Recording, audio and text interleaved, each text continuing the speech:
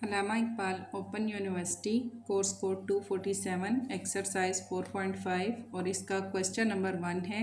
Question number 1 का ए part हमें एक टेबल दिया गया था, ठीक है, उसका ए पार्ट हमने कंप्लीट कर लिया है और बी और सी पार्ट इसका अभी हमारे पास रहता है। क्वेश्चन को एक बार फिर देख लेते हैं हम। दर सेल में से हर एक के लिए नंबर 1 है, आपको फाइनेंसिंग के ज़रिए अदायगी के लिए कितनी इजाफी रकम अदा करना होगी।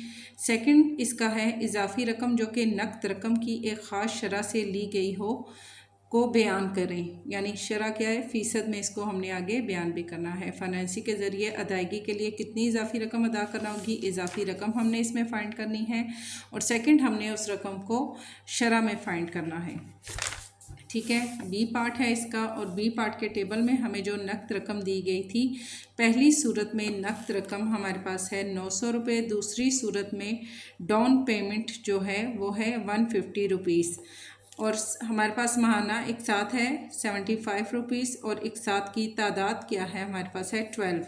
ये सारी चीज़ें यहाँ हमें टेबल में पीछे दी गई हैं, ठीक है। 900 रुपीज़, डाउन पेमेंट है 150 रुपीज़ और महाना एक साथ है 75 रुपये और एक साथ की तादाद, इकसाम की तादाद है हमारे पास 12। तो यहाँ हम इसको सेम इसी तरीके से हमने इसको फाइंड आउट करना है।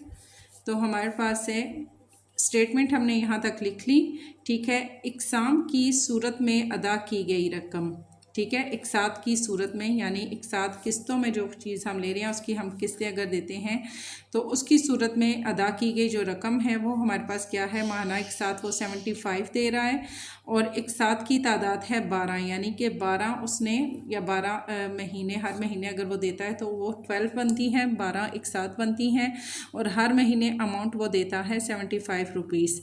टोटल अमाउंट हम इसकी अगर फाइंड करते हैं तो 75 को हम 12 से मल्टीप्लाई करें तो इज इक्वल टू हमारे पास आता है 900। टोटल अमाउंट हमारे पास बन रही है 900। डाउन पेमेंट और एक साथ में, अब उसने डाउन पेमेंट में जो रकम अदा की, डाउन पेमेंट में 150 थी और एक साथ में जो पेमेंट उसने अदा की, ठीक है, 75 मंथली वो दे रहा था और 12 एक साथ थी, तो टोटल अमाउंट बनी 900। दोनों को हम यहाँ पर प्लस कर लेते हैं तो इज इक्वल टू हमारे पास बनती है 1050 रुपीज़। अदा की गई कुल रकम डाउन पेमेंट और एक साथ दोनों की हमने जब मिलाई तो टोटल अदा की गई रकम हमारे पास आएगी 1050 रुपये। इजाफ़ी रकम जो उसने दी, इजाफ़ी रकम कैसे कि अगर वो नकद ले रहा है तो 900 में ले रहा है, अगर वो एक साथ में लेता है तो 1050 में लेता है, ठीक है। तो इजाफ़ी उसने कितनी रकम अदा की, तो 150 में से माइनस हम 900 करते हैं तो इज़ इक्वल टू 150 हमारे पास आता है, यानी कि एक साथ की सूरत में 150 रुपये उसने ज़्यादा देने होंगे या उसने अदा किए। इजाफ़ी रकम फ़ीसद में हमने आगे फाइंड करनी है, तो यहाँ हम लेते हैं, हमारे पास है 150, ठीक है। इजाफ़ी रकम जो उसने दी वो 150 थी। टोटल अमाउंट जो अगर वो नकद लेता तो टोटल अमाउंट में हमने जो नकद रकम ली आएगी हमारे पास लिखी हुई वही हमने यहाँ पर लिखनी है, ठीक है। 900 क्योंकि हम इन दोनों को प्लस करें तो 105 एंड 0 यानी 1050 रुपये ही हमारे पास बनते हैं। इजाफ़ी रकम 150 और जो नकद रकम है 900, इसको हमने परसेंटेज में फाइंड करना है तो मल्टीप्लाई करेंगे हम 100 से। तो यहाँ पर हमने इन सब को जब 150 को 100 से मल्टीप्लाई किया और इसको तकसीम किया 900 पे, तो आंसर हमारे पास आएगा 0.01666 और ये हमारे पास लॉन्ग टाइम में 66 जाएगा, ठीक है।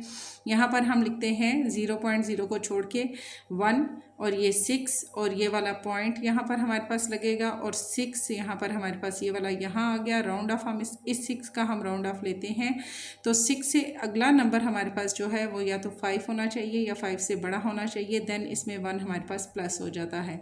अगर छोटा हो तो फिर हमारे पास यही अमाउंट नीचे आएगी, ये चेंज नहीं होगी। 6 से अगला जो नंबर है वो हमारे पास 6 है, ये हमारे पास 5 से बड़ा है, तो यहाँ हम इसमें 1 प्लस और कर देंगे तो ये हमारे पास हो जाएगा 7। तो आंसर इसका आएगा 16.67%। इसी तरह हम इसका बी पार्ट देखते हैं, सी पार्ट हम इसका देख लेते हैं। पहली सूरत में हमारे पास जो है वो नकद रकम है 25,000 रुपये और दूसरी सूरत में डाउन पेमेंट हमारे पास है 10,000 रुपये, ठीक है। तो माहाना किस्त हमें दी गई है 500 रुपये और एक साथ की तादाद है 36।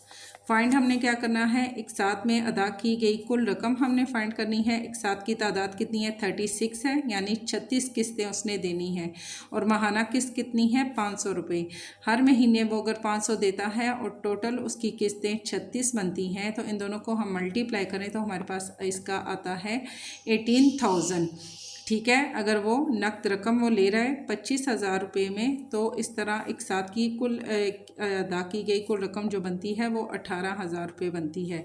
अब डाउन पेमेंट और एक साथ अगर हम दोनों को लेते हैं तो डाउन पेमेंट हमारे पास है 10,000। इसमें हम प्लस करते हैं डाउन पेमेंट हमारे पास क्या है, यहाँ 10,000 है, और एक साथ जो उसने अदा की वो 18,000 रुपये बनती है। दोनों को हम अगर प्लस करते हैं तो हमारे पास 28,000 रुपये बनते हैं। टोटल अमाउंट दोनों की मिला के 28,000 रुपये बनते हैं। इजाफ़ी रकम अदा की गई, यानी कि एक साथ की टोटल अमाउंट हमने फाइंड कर ली। इजाफ़ी रकम हम अगर फाइंड करते हैं तो वो चीज़ जो कि उसको नकद रकम में 25,000 में मिल रही थी, एक साथ की सूरत में उसको 28,000 रुपये में मिल रही है।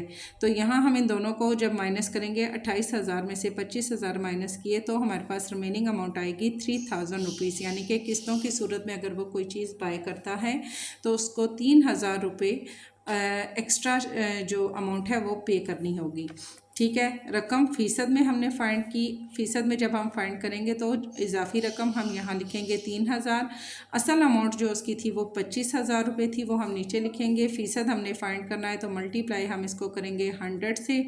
ये 30 इन 30 से कट हो जाते हैं, रिमेनिंग हमारे पास 325 और हमारे पास आता है 100। यहाँ हम 3 को 100 से मल्टीप्लाई करते हैं तो हमारे पास आता है 300। 300 को हम 25 पे डिवाइड करें तो हमारे पास आता है 12%। तो ये हमारे पास इसका आ जाएगा आंसर। और ये क्वेश्चन नंबर 1 के A, B एंड C तीनों पार्ट्स हमारे पास सॉल्व हो चुके हैं।